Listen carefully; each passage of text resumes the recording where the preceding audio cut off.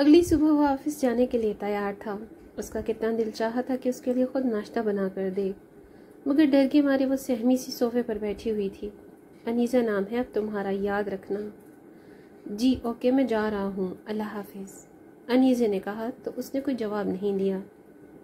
वो चुपचाप उठकर वॉशरूम में घुस गई थी और फिर वो सुकून से बाहर निकली थी, पूरे लिबास में, सर पर दुपट्टा अच्छे से लिया हुआ। मैं खुद को इस शख्स के लिए कभी नहीं बदलूंगी, दिल में इरादा किया था। अनीसा, अनीसा। जी क्या हुआ? चलो और मुझे नाश्ता बना कर दो, उसने गुस्से से कहा था। वो खुश हुई थी जैसे कोई दुआ कबूल हो गई हो, और फिर जल्दी जल्दी से उसके लिए नाश्ता बना कर लाई थी। मैं चाय बना कर लाई। अभी वो मुड़ी ही थी कि उसने उसे फिर से आवाज़ दे डाली थी। जी, ये नाश्ता किसने बनाया है? मैंने बनाया है। क्यों? अच्छा नहीं है? मैं दूसरा ले आऊं? रुको, वो गुस्से से बोला। रोज़ाना मेरा नाश्ता कौन बनाता था? सच सच बताना। मैं। मामा नहीं बताती थी? नहीं। तो अब तक वो मुझसे झूठ बोलती रही हैं। वो खामोश रही थी और कुछ नहीं कहा। कल से मेरा नाश्ता, खाना और डिनर तुम रेडी करोगी, अंडरस्टैंड? जी ओके दिलावर साहब। दिलावर साहब बोला करो। जी, मेरा मतलब है दिलावर साहब। गुड कहकर वो बाहर निकल गया था और वो उसे जाता देखती रही थी। अनीसे तैयार हो जाओ, शाम को शॉपिंग के लिए जाना है, फ़ोन पर दिलावर ने कहा तो वो बस जी ही कह पाई थी। घर आते ही उसने उसे कपड़े तब्दील करने का हुक्म दिया। इनको क्या है देखो, अनीसा तुम मुझे सख्ती करने पर मजबूर मत करो। मुझे तुम्हारे यूं बड़े बड़े तंबू पहनने नहीं पसंद तो नहीं पसंद, बात ख़त्म। मगर नो कमेंट्स। अब लहजा कदर सख्त था। चलो ये वाला ड्रेस पहनो। टी शर्ट के साथ टाइट्स था, ब्लैक और रेड। ये पहनकर बाहर जाने वाला लिबास नहीं है दिलावर साहब। अब वो काफ़ी संजीदा थी। मेरे साथ जाने के काबिल है, चलो जल्दी करो, हुक्म दिया गया था। उसने दिल बददिल होकर रहन पहन तो लिया था, मगर वो इसमें खुद को बहुत नामुकम्मल महसूस कर रही थी और घबराहट में उसे कुछ नहीं सूझ रहा था। फिर अचानक उसे नुक्कड़ वाली कोठी की मालकन याद आई, जिसने उसे एक हिजाब तोहफे में दिया था और उसने उसे संभाल कर रख लिया था और अभी वो उसके बैग में था। जल्दी जल्दी से निकाल कर पहन लिया तो खुद को काफ़ी हद तक बेहतर महसूस किया। दिलावर ने एक नज़र उसे देखा मगर बोला कुछ नहीं। शॉपिंग मॉल पहुंचकर वो हर चीज़ अपनी पसंद की खरीद रहा था। अनीसा, ये ड्रेस पहन कर चेक कर लो। जी अच्छा कहकर वो ड्रेस लेकर चेंजिंग रूम की तरफ बढ़ गई। बहुत कीमती कपड़े थे मगर इनमें से किसी के साथ भी दुपट्टा नहीं था और बहुत सारे तो आस्तीन के बगैर थे। मगर वो खामोश थी, कहने का कोई फ़ायदा नहीं था।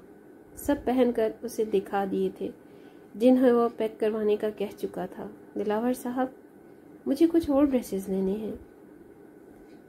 उसने मोबाइल से नज़र उठाकर उसे देखा और फिर ले लो कहकर दोबारा मोबाइल फ़ोन पर बिजी हो गया। वो जल्दी जल्दी से दुपट्टे वाले सूट निकाल कर देखने लगी। 3-4 सूट निकाल कर वो वापस मुड़ी ही थी कि उससे टकरा गई। वह कपड़े लेने में इतनी मगन थी कि उसे एहसास ही नहीं हुआ कि उसके बिल्कुल पीछे आकर खड़ा हो गया है।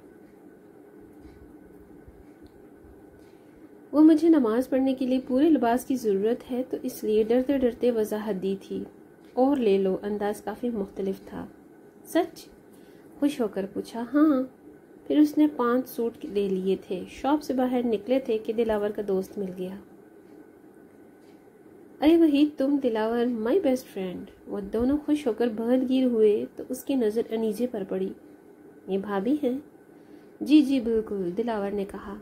माशाल्लाह, फिर तो मुँह दिखाई बनती है। और शादी पर क्यों नहीं बुलाया?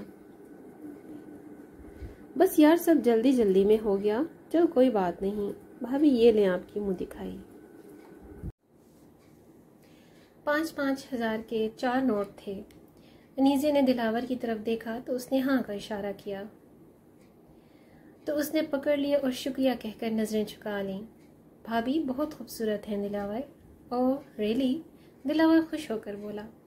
अनीसे ने नज़र उठाकर देखा तो उसकी नज़र दिलावर के पीछे हिजाब की शॉप पर पड़ी تو ایکسکیوز می کہہ کر اس کی طرف بڑھ گئی۔ گاڑی میں بیٹھ کر دلاور نے کہا، یہ کیا بدتمیزی تھی انیزے؟ کیا؟ کون سی بدتمیزی؟ تم وحید سے بات کرنے کی بجائے وہاں سے چلی کیوں گئی؟ وہ بہت عجیب نظروں سے دیکھ رہا تھا۔ اور کیوں؟ تم کوئی حور پری ہو یا کوئی ملکہ؟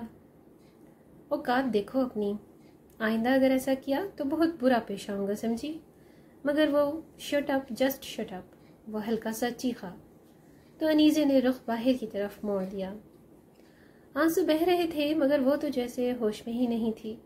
گھر پہنچ کر وہ سیدھا کمرے میں چلا گیا تھا، جبکہ اس کا ٹاکرا شمع بیگم اور کنزا سے ہو گیا تھا۔